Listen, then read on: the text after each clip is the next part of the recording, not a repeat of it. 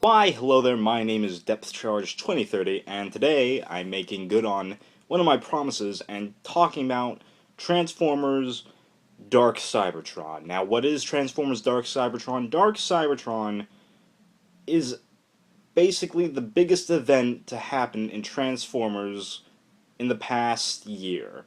And by biggest event, I mean this spanned a lot of books. This was something that they set up for a while and then just went full on all all speed ahead. They spent a year telling, like, almost a year, half a year, I think, half a year, because there were 12 chapters in the main story, and whatever. My math aside, so normally I just go in depth with a comic that I read, talk about the entire story, and due to time constraints, because I think videos are supposed to be like 15 or 15 minutes long. I don't know. YouTube keeps changing their policies more than I get haircuts, which is very, you know, come on, YouTube. It's like, come on.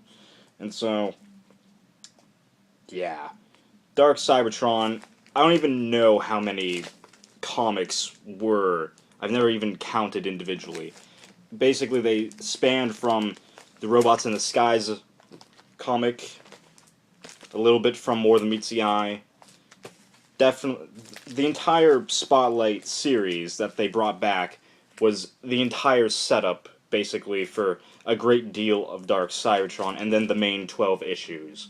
And then it was a they planned this series out. Everything they did ultimately fed into this. This fed into that. This over here in the main book, that fed into this.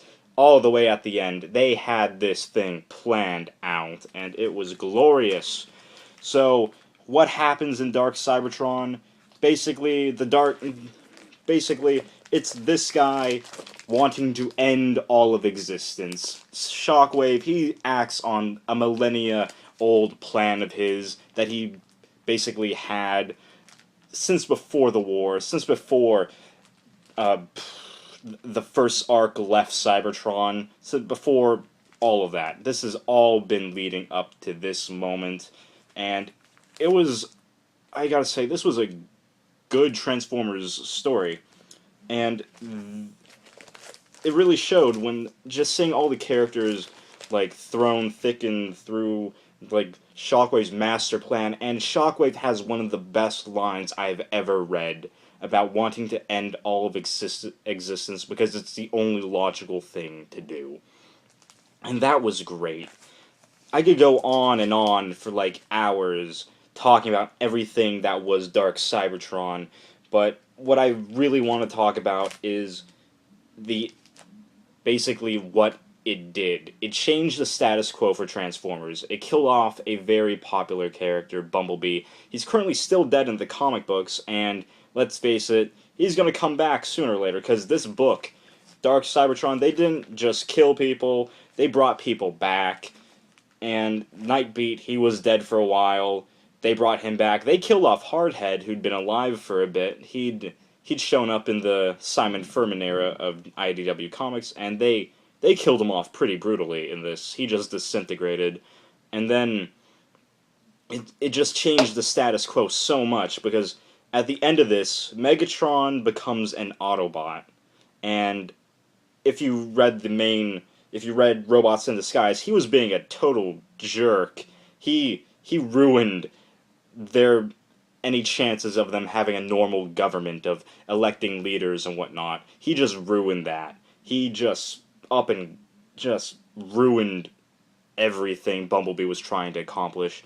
And then Starscream just walks in. Starscream's the ruler of Cybertron basically in Dark Cybertron, and it's ooh, and some very great moments even happen in the prelude to Dark Cybertron, and specifically this issue, it's a great Shockwave issue.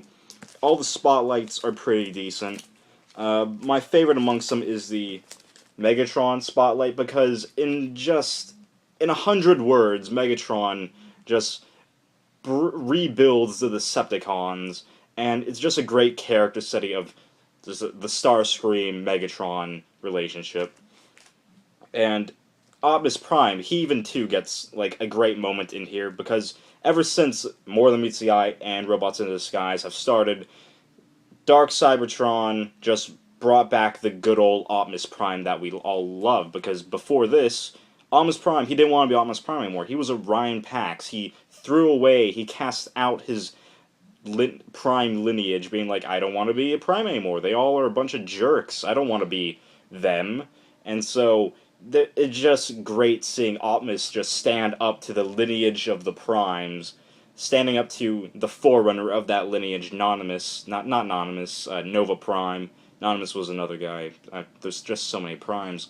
And then he just up and kills Nova, and just stands for what he stands for, which is being the best Prime ever, and an overall great guy.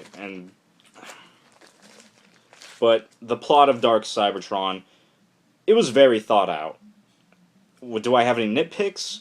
Yeah, during the 12 main issues of Dark Cybertron, halfway through it kind of felt like they were just biding their time, trying to fill in all these things.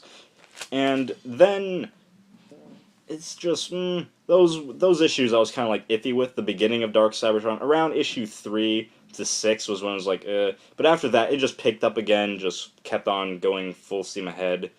So yeah. Other things that Dark Cybertron gave us were actually I think I have it over here. Yeah, like right over here.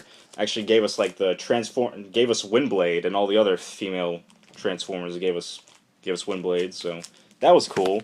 And just Dark Cybertron was a really good Transformers story arc. It's already come out in trade, so I recommend getting that if you have the money. I'm not endorsing the buying of comics. I'm just saying, hey, it's a good comic, just keep that in mind. Because, that's your money, it's what you want to do with it, I'm just saying. It's a good book. It's really great. Some great character interaction, and if I had to score this, I'm not doing the whole something out of 5, because it's like an entire story arc. I'm going on a 10 scale. If I had to give this a rating, I'd give this an 8.5 out of 10. This is how good Dark Cybertron is. I'm detracting some points because some nitpicks here and there. Some of the spotlight issues were kind of weak. Some of the setup was like, okay, you're just dragging us on. And you really feel that during like the core 12 issues. There's like 3 to 6 kind of, I don't remember the issue numbers, but 3 to 6 I think were kind of just going, eh.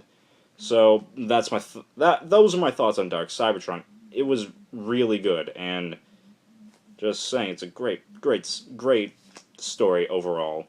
So my name is Depth Charge 2030. I hope you enjoyed this video. So yes, do have a great night, because it's nighttime right now. So take care. Thanks for watching.